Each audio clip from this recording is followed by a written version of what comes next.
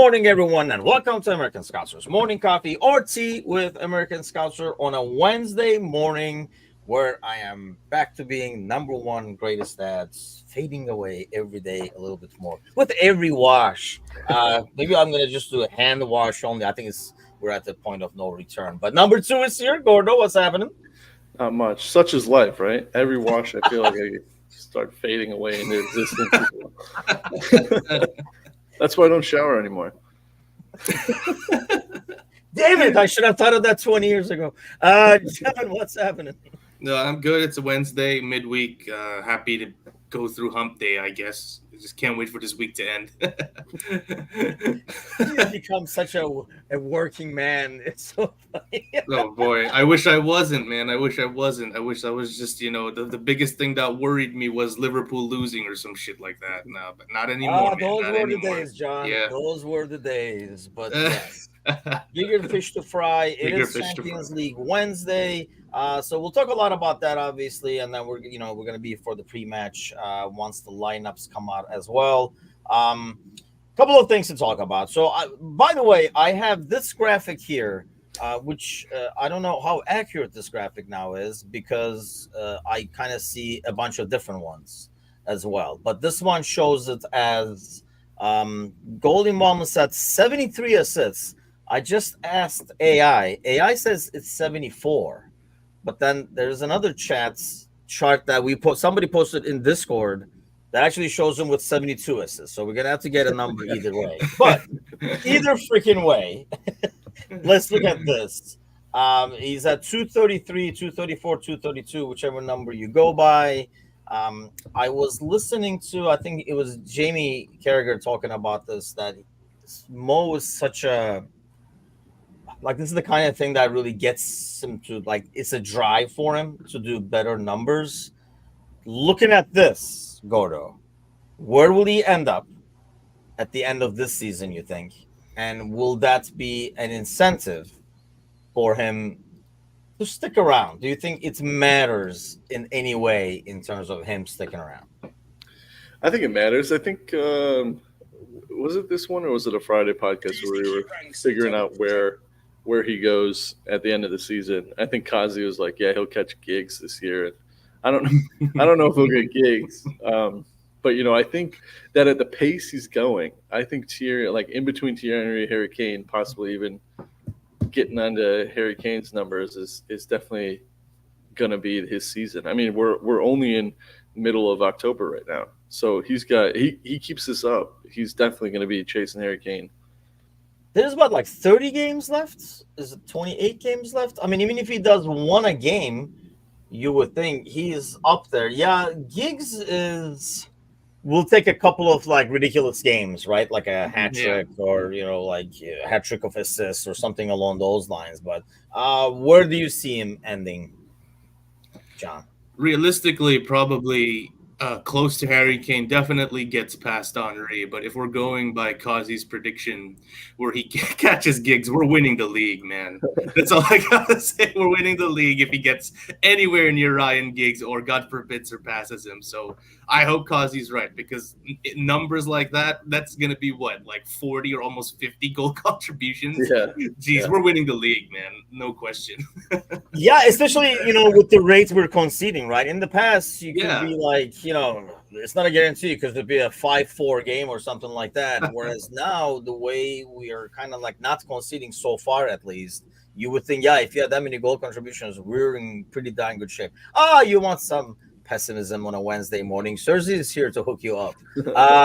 Salah can only stick around if he's given an offer, he says. I mean, I do not see a scenario where they're not saying anything at all. They're just walking by the hall, ignoring that they saw him and stuff, just good morning. They just keep going and not saying anything all season and letting him just clean out his locker and leave. Oh, that was this year? His contract was up this year? Oh, man. Darn it. Damn it, Google Calendar. Yeah, I mean, do we see a scenario like that? I mean, I just feel they might be hey, this is all we have for you if you're interested, kind of thing, knowing he's going to say no or whatever, a year contract that maybe they know Mo is going to be no, screw you guys kind of a deal. But I mean, I just don't see him not offering anything at all and acting like it's not happening. It's ridiculous as well. If they don't offer and his play like this continues, that's like extreme pressure on front office. Like there was a point, I believe, a few years ago when he scored that goal against Man City where he turned everyone inside out and everyone was like, give him the money. Like I can see a similar scenario happening where we're at that point of the season where he's like typical Mo, right? Early season, sparkling form on fire. And then the pressure is going to come down on management. Like, hey, look at him. Back to his prime. Like, where's the offer, right? Like, what's going to happen after he's given the offer is another question. But then knowing how Mo is at this point of the season, it's a very likely scenario, I would say. But at the same time, like he is, I mean, this is why fans don't run the club because, you know, a couple of weeks. I mean, he had like a couple of back-to-back poor games and everybody was like, well, this is it. See, he's aging and stuff like that. So that's why, you know, the fans are going to flip and flop. I mean, I guess I'll ask you that, Gordo. Like, how much of an impact did this year's numbers or form have on the contract they're going to give? Because they're projecting. It's not about, you know, what they're paying you. They already paid you for this year. You're getting paid for this year. But how much of it determines, you know, what they're going to do moving forward? Oh, 100%. I think it's all down to the numbers this year. And I think partially we talk about how Salah keeps going after these accolades because that's like what drives him. You know, he's at the top of the game. So what do you do at the top? You just try and break records. If that's what gets him going. And he's also been around long enough to know that right now there's no pressure on him. He puts in the work and puts in the numbers. He either gets a great contract from Liverpool or everyone else in the world he's in the shop window. So like he's playing with a lot of freedom for somebody that enjoys and gets off on that kind of display week in and week out. If that's what drives him, this is the catalyst of all that is your contract's up at the end of the year and you're either going to get a great fat contract from the team you're currently playing for, or you can go anywhere in the world. And so I think it definitely, and he knows that too. So the longer it continues, the better it gets for him.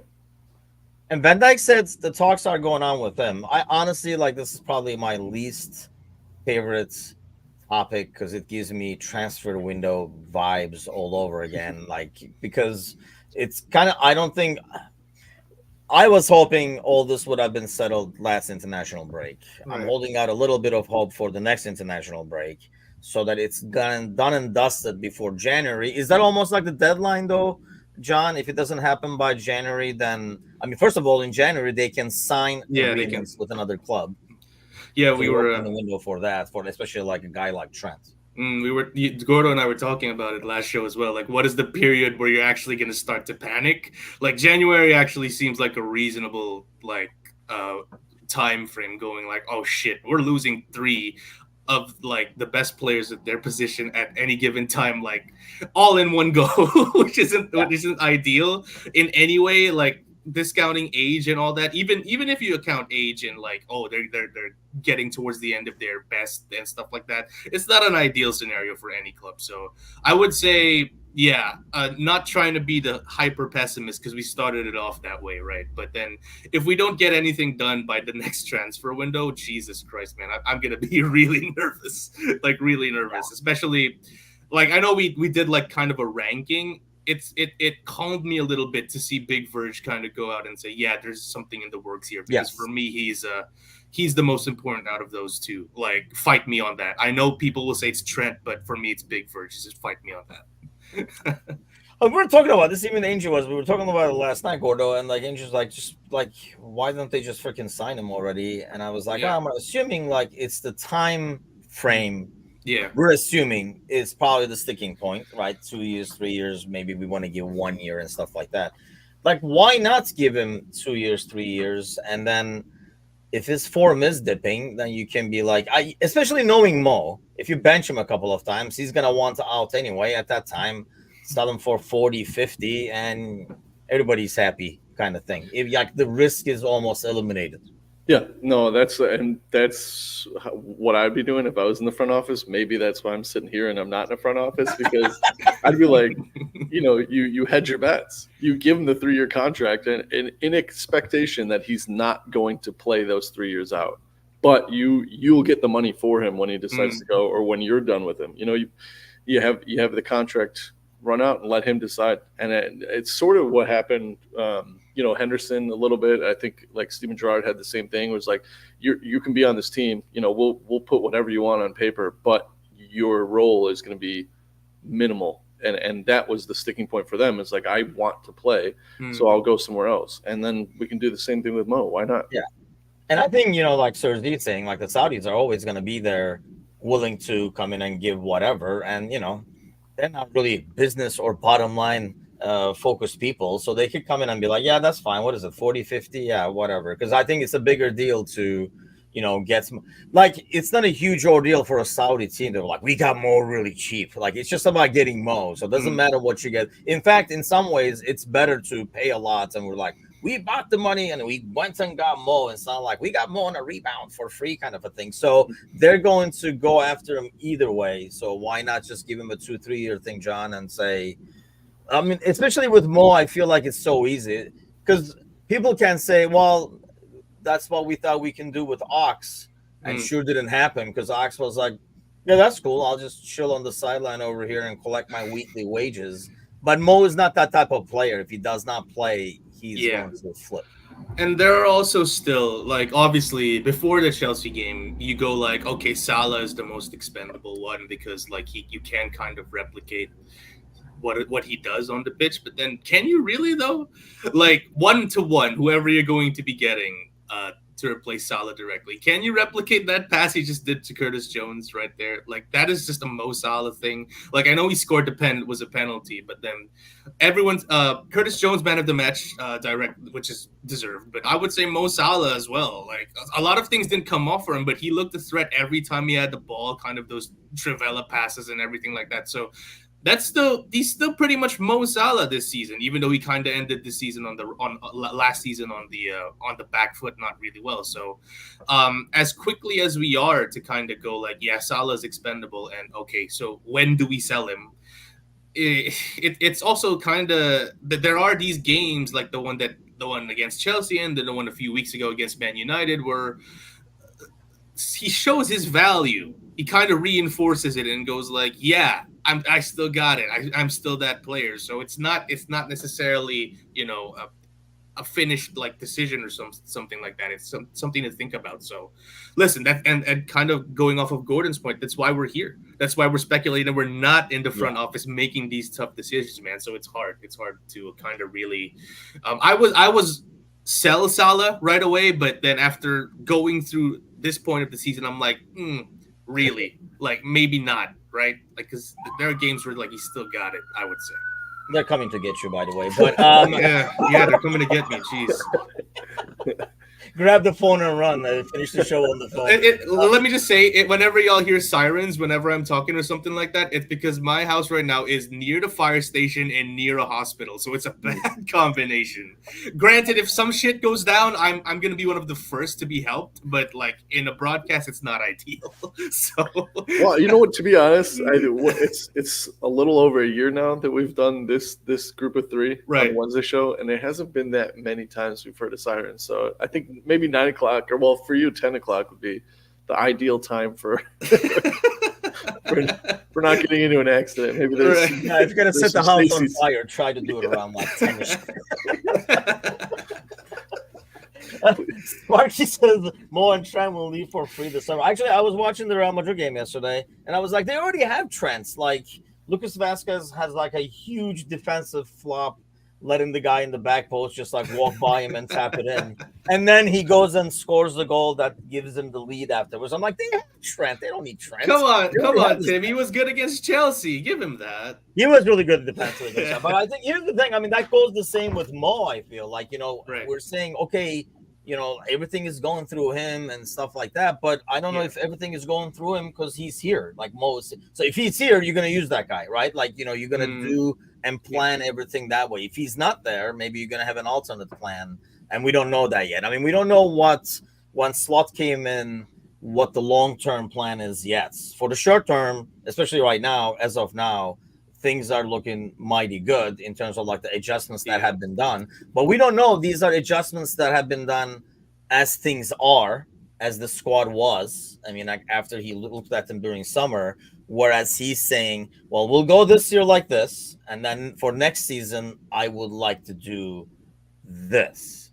Is there a this scenario, Gordo, though, where he says, instead of Mo, I have Chiesa over there or something like that, who is still out of commission? But we'll talk about that a little bit. Slot talked about it in the press conference. Want to get your guys' take. But do you think, Gordo, that he would have a plan like that where we're like, yes, when that man Mo leaves, we'll play like this? That's possible. I mean, there's always you have to have a plan to get at this stage of a career, to be at Liverpool, at the biggest club. You can't just be like, fingers crossed, here we go. You know, I feel like we see that over the other side of the M60 with Ten Hag there. So you know, I there has to be a play, like a worst case scenario. You know, there's like a book that's got some dust on it, like when Mo leaves. You just blow it off and like, all right, this is how we used to play without him. Okay, well, you know, you'll get over it. But again, like, I don't think Chiesa is not the guy, right? Yeah.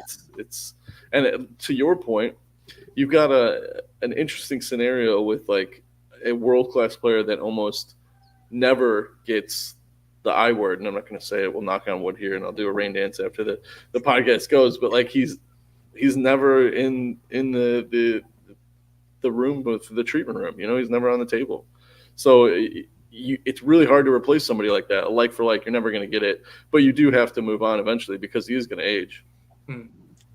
Yeah, I mean, he doesn't. That's the thing, though. Like, he doesn't look like he's aging in terms of like playing stuff. I mean, we can visibly see, I think, like the top speed is not there as much, and he can't. I feel like he has a lot tougher time beating players on the dribble at times compared to like the old Mo, I guess. But still, he has been able to. I mean, we talk about this all the time, like kind of like change your game as you go. He has become more of a facilitator. You look at any passing trends, any passing heat map, blah blah blah. After any game that we have, you can kind of see that everything is going through him. And really, since we do not have an actual 9 or like a hold up play striker, which Nunez did a lot of actually after he came in today. If he could, that's the Nunez we regularly get. We're like, there we go. But he's kind of our hold-up guy. I mean, we can play that long ball. If people are pressing us, I think that was one of the things that I liked the most about the Chelsea game. We showed that if you're going to press us, we're just going to go over the top.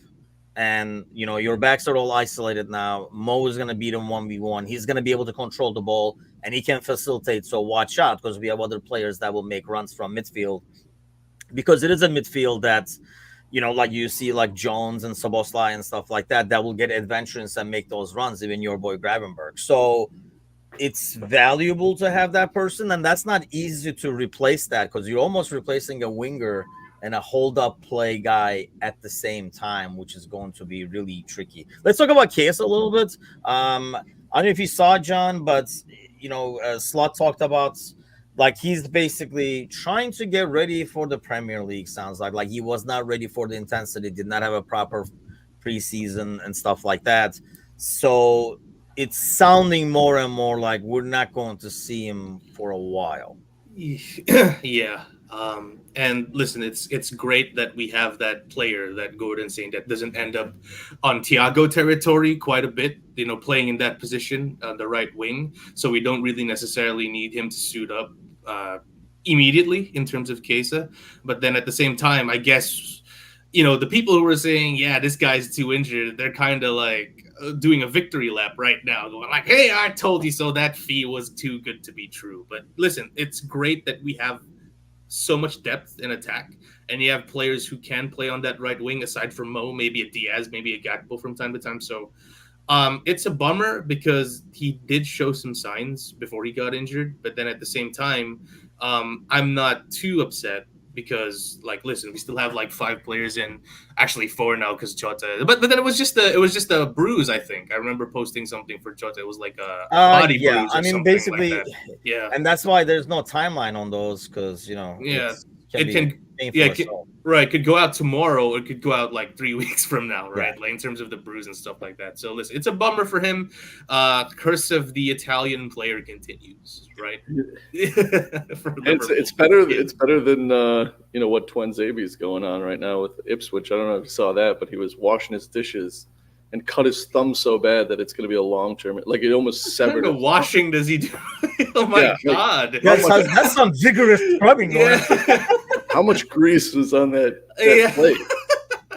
That's like a commercial waiting to happen. If you use Dawn spray, though, you wouldn't have to scrub so goddamn hard or something. Yeah, I mean that's really like. I swear to God, yeah. Thumb. I mean, it was a cut on his thumb, and it was just like, oh, it's a cut on his thumb, and then before McKenna came out before the game.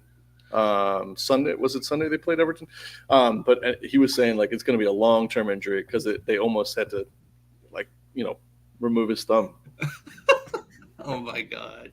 Brian said he once hyperextended my thumb putting my pants on. See, that's why I don't put pants on. Just don't need that risk. That's why the cameras. I was gonna say, yeah, you got a big post-it note that says "Do not stand up." Got to remind yourself. Sharp knives. These are like, see, that sounds like a guy who once did it. Like knows exactly what happened. Yeah, I guess I can see that because I know when it's pretty sad, but as you get more adults, like some of these purchases, you're like, we got to really buy like a solid knife set. Like, that's like the family project. So we bought this actually like a good knife set because, by the way, if you think good knife set, night and freaking day between a good knife sets and the one that you buy for $39.99 that has like 12 freaking like knives or whatever. These goddamn things were so freaking sharp, dude. I don't even know how this happens, but if you press them down, like your hands, the top of the blade was even sharp where you would almost get like a mini. I'm like, what is this from? And I was like, oh my God. I was like, because I was used to the old knife. So you're kind of like pressing. And I was like, oh shit. So yeah, I can see that definitely. He says it got stuck in the loop. I mean, putting pants on can be a challenge to some. So I don't know how many beers you have to have before that, putting pants on becomes an injury. And Ryan says dull knives are way more dangerous. That's true as well, actually. Yeah, this is a great knife. Is it trying to force it too much and then you end up hurting yourself, right? This is not making the cut. And I'm not speaking as someone who's done it. Just a FYI. I don't cook as much. You don't know how many times you have to stab somebody with a dull knife. Just get yourself a sharp. It takes I was gonna say, welcome to Knife Murders episode number 32. So to bring it back around. I'm glad that they've got legitimate footballing injuries instead of cleaning the dishes. But here's the thing. I mean, we can go through this knife thing for hours, it feels like. But with kids, it almost even sounded like based on that press conference on what he said, like he can go out and play if you really need it. But we don't want a Thiago situation. And maybe this is something that's going to be like he's going to be handled like he's not ready. Like he can go out and play, but it's the same thing is going to happen if we kind of like rush it, kind of an ordeal. It's kind of he made it sound like as physical as the Italian league is, he's not even ready for the Italian league because he didn't have a proper preseason. So there's no way in hell he's ready for the Premier League, which is even more intense. But I guess my question is then why wouldn't we see him? And I guess we don't have one for a while, but like more of a easier Champions League fixture or something like that. Maybe like his situation of not being fit enough is just even in the most basic of scenarios where you would think it's just like, okay, we can put him out there. It's not possible. Like it's too much of a risk even, which is really. It's really alarming, I would say, if you can't even trot him out for like an easy game where everything is won or like a dead rubber or something like that. It's really concerning. I guess we can see now why he costs 12 million, right? Like maybe Juve knew something. Though. Like I mean, it could be as you can look at it. I can flip that and say it's a freaking rubber game. Why are we risking Chiesa to get injured? Yeah, but then where do you play him though? Just basically, I think we're just waiting until we're like, he's ready. He's Premier League ready. I don't know what that standard is.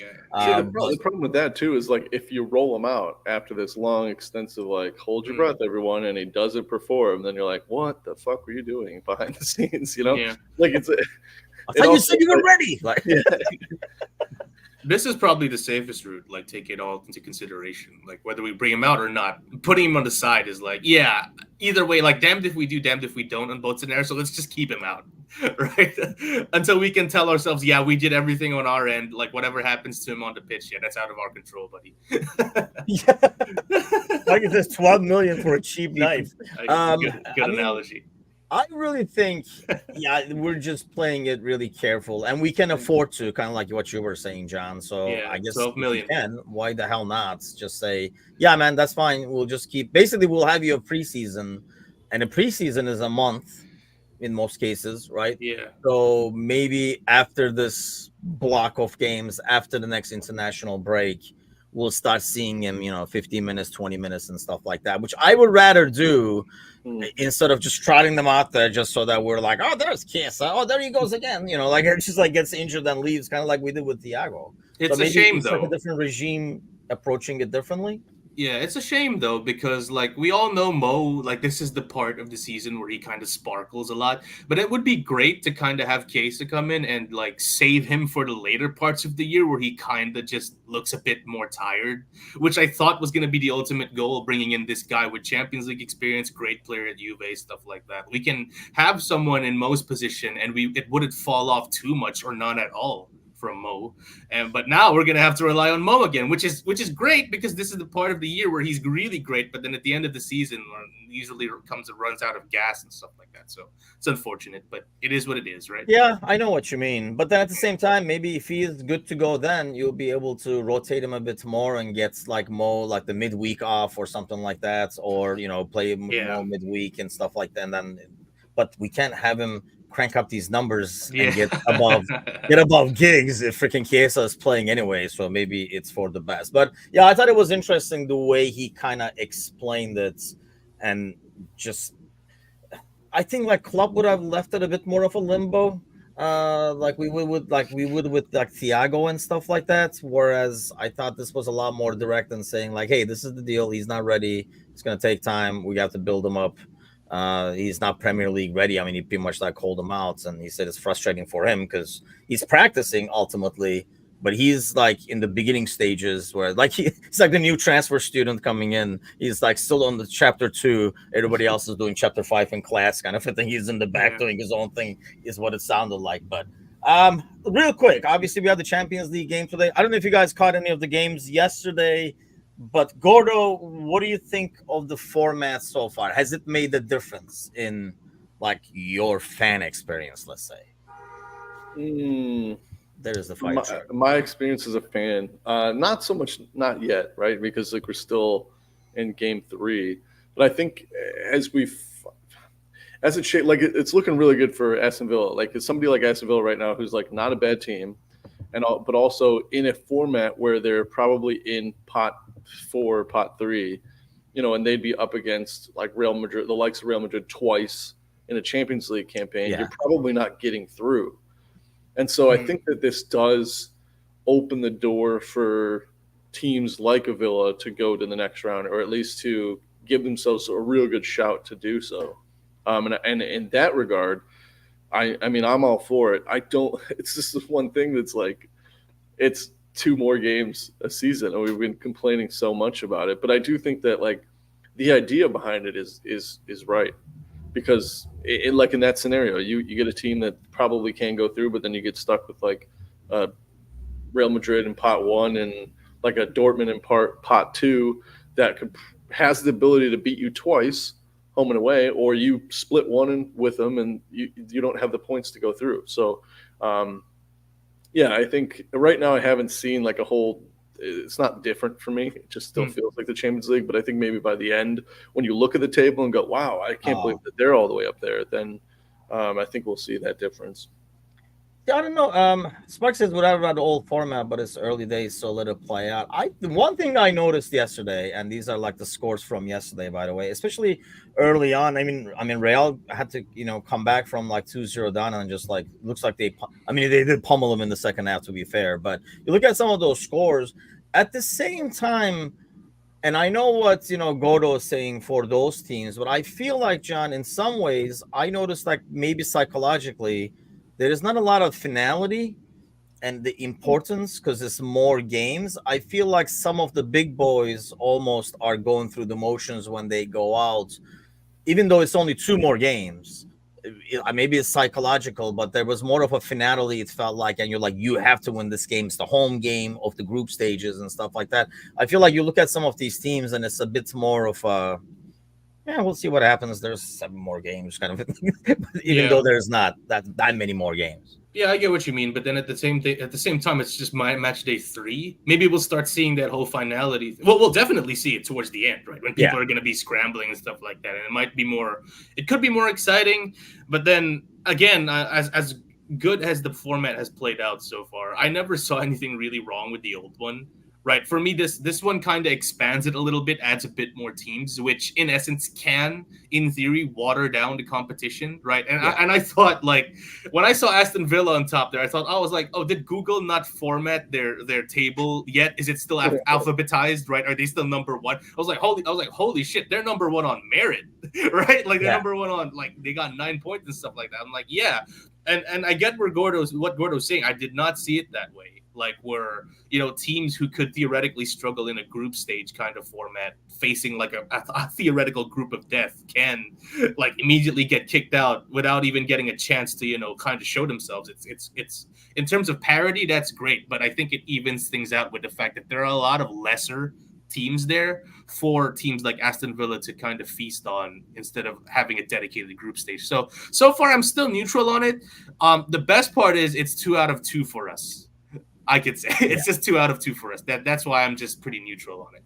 Hey, you could also make the big argument that the likes of like an Aston Villa don't belong in there, like this year too. Because like my dad will always say it. It's like, oh, it'll never be as good as when it was automatic knockout. It's just it was literally the Cup Winners' Cup. Like you had to win the league to be involved in it. So it was the best of the best facing off, all knockouts. You had to win the game to move on. There was no replays or anything like that. So the competition, it was already watered down if you look at it like that.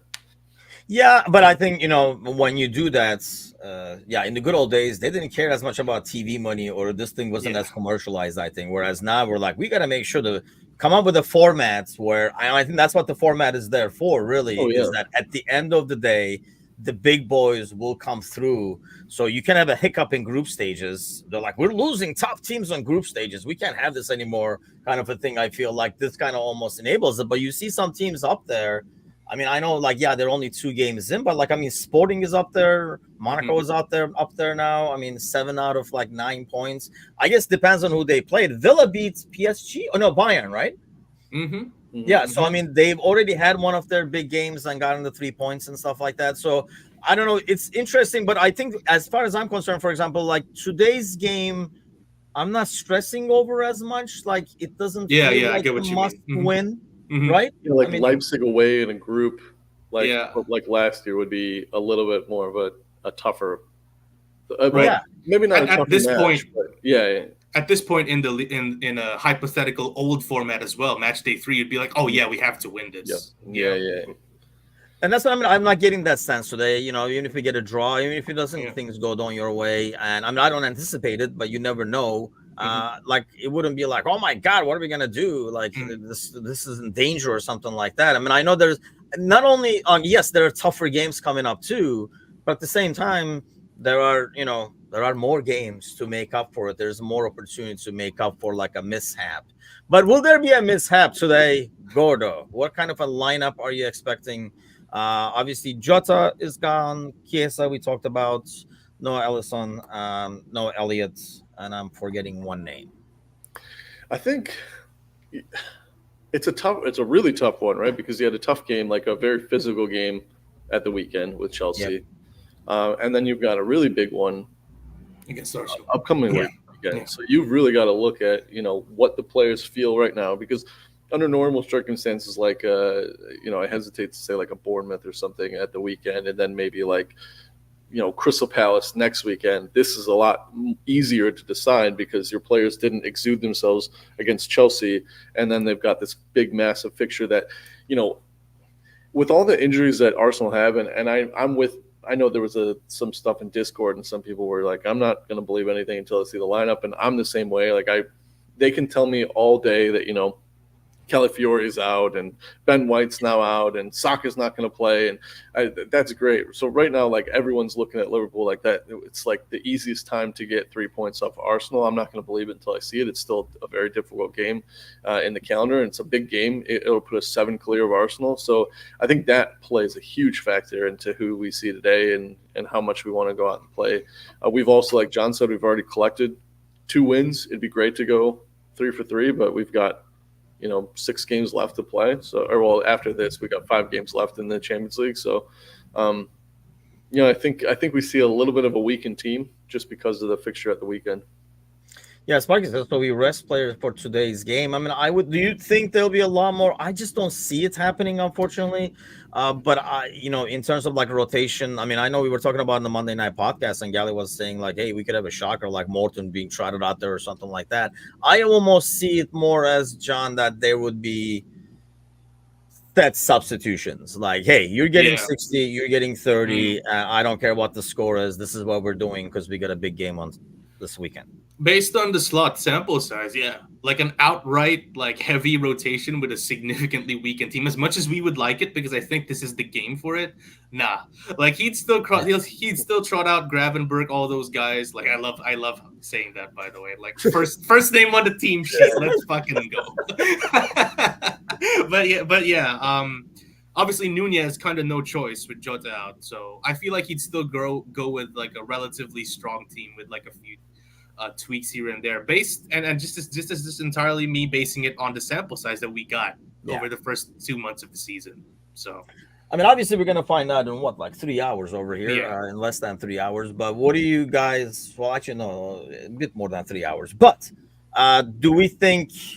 Like, give me one name, Gordo, that you're going to be like, we're definitely going to see this guy, even though we don't normally see him. Do you see a Morton being trotted out there? Or do you see Bradley was the name I forgot, actually. He's out as well. Like, do we see a Gomez out there? Yeah, I think we do see with Gomez, because he did come on at the end of the game the weekend. And sometimes that gives you a little, the manager tips their hand a little bit. It's like, all right, let's give you a run out in the game because I know I'm going to play. He's already made the decision that you're going to play in midweek. Let's get you out there and get you some game time before. So I do think we see like a Gomez. I think that would be one of the rotations that I would put money on seeing in the starting lineup. How about you there, John? Costas? Yeah. So, I mean, so with Gomez or no Gomez? Like, because, I mean, it's possible to see Gomez on the right and Costas left, but you can see Gomez on the left too. No, Costas on the left, Gomez on the right. I was gonna go absolutely wild and say Trent in midfield, but I don't want to bring that negative energy here in this this podcast. I'm especially with the Jones performance this weekend. I think we have put that one to bed. That was probably like one of the highlights of the game for me. I was like, now we're done because we had a third person for that too. Now we're done. I can honestly see a scenario where Gomez starts on left, Trent on right, and 60th minutes, Robertson comes, puts in a 30-minute shift, and they shift Gomez to the right, and then Trent gets his 30 minutes. No, Costas, I feel so bad. Like, he's not even considering him at all. No. Costas came in the last 30. Yeah, you bring Costas in the last 30 minutes or whatever. You put him on the left. You shift Gomez to the right. You get Trent's rest for like 30, 35 minutes as well. And then, I mean, yes, in some ways, we were talking about on the panel show, because Arsenal fans are already at this, like, what can you do sometimes? Everybody's injured. We're going to try our best and stuff like that. We know how you feel. Like, this is building up to, I'd rather have him more in full force in some ways, because I almost feel like this is becoming more of like a rallying cry for them. Yeah. But I don't know. Rallying cry doesn't always produce quality, Gordo. I mean, at the end of the day, Zinchenko is Zinchenko. It doesn't matter how much rallying and crying he's doing. Usually, you save this for the conspiracy podcast on Friday mornings. But I said it in Discord, and I fully stand by it. If all those injuries are true and they do not start at the weekend, or they're not even listed in the team, they have tipped far too much into the underdog category for the script writers to ignore that, right? Yeah. Like they're too far now. It's too easy of a game for Liverpool not to drop points at that point. Like it's the easiest Arsenal fixture we could possibly have in a given calendar year. They've got like the spine of their team, some of the best players sitting on the bench. It's a Liverpool win. It's got to be, because it also puts them, Arsenal season's done. It's seven behind in November, so like it's gotten too much, like you said. It's like that, everyone thinks we're down and out and we're going to go and show them kind of thing. But at the same time, John, I mean, I feel like what has helped the most is, forget the injuries, because of their loss to Bournemouth and they're 4 points behind. Knowing Arteta and how he normally comes to these games, I mean, we've seen him do against City and stuff like that, where they're content with a draw. They're not going to come at you and go for a win. Yeah. This almost a little bit forces him to win. Not that draw, or maybe opens the door. That draw is not that bad. We were missing everybody, and we're still only 4 points behind. But I feel like, both teams can kind of, it could be really cagey, where we will be fine with a draw. And we're not going to really go at you. I think it's going to be similar to Chelsea. We're like, you guys can have the ball and we'll just counter, as opposed to, one team really has to win. Yeah, exactly. And people are saying like, oh, pressure's on Liverpool. No, it's not. We're going to the Emirates. Like, and if we come out there with a draw, regardless of whether you have your main guys or not, it's still a positive result in the grand scheme of things. You can look back then and say, hey, we got a draw here. And then you still got to come to Anfield, which is always in our favor. So I don't know what the narrative is there, and I'm personally ignoring it because I'm more of a, okay, let's just see what you guys got, and then let's go and then let's play kind of deal. But I'm more secure in terms of us going like, okay, we got to take no risks now, because like listen, and I'm gonna bring up the Chelsea thing again. I know it's been talked to death, but when have we seen a game at Anfield, right, where it's not against Manchester City, where we're comfortably behind in terms of possession at any given time under Jurgen Klopp, right? Like in terms of like the Klopp era, we were always swarming over those guys. We always had the ball at least 55% of the time. So it was kind of a change, which is a surprising change, mind you. But at the end of the day, it worked out, going like, okay, like Chelsea had some chances, but it wasn't really like kind of heart and mouth kind of thing, where I could see the security and the confidence like that Slot brings out of possession now more often than not. So I would go like, hey, like, listen, if Arsenal don't want to play, we don't got to go jumping through hoops, forcing things like we did before under Klopp at times, where like, we got to get the result here. We got to get a goal here. Like, we can approach it cautiously and go like, hey, listen, if you don't want to play, we're just going to kind of cautiously poke and prod, like in fencing, right? We're just going like this, like instead of really kind of like going all out, gung-ho and stuff like that. It kind of gives me confidence, honestly. And now I just jinxed it, right? We're going to lose. Yes, thanks, man. Appreciate it, yeah. Don't worry, none of that convinced Temujin or I to feel.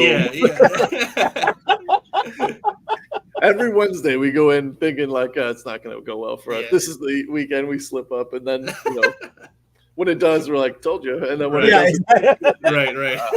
It feels better. Like I said, pressure is definitely on Liverpool. We need to keep the wagon rolling. I think in terms of the scenario has made it more like, I think 2 weeks ago, if we're talking, you're looking at the schedule, like this in between the two international windows kind of a thing, and you're looking at the games, and if you said, okay, like a draw here, that wouldn't be bad. You got to win this, and I think you could put a draw in the Arsenal away game, and it would not be, that's a big opportunity miss or something like that. Now, because of the situation there and injuries, Saliba being out and stuff like that, puts that in there where,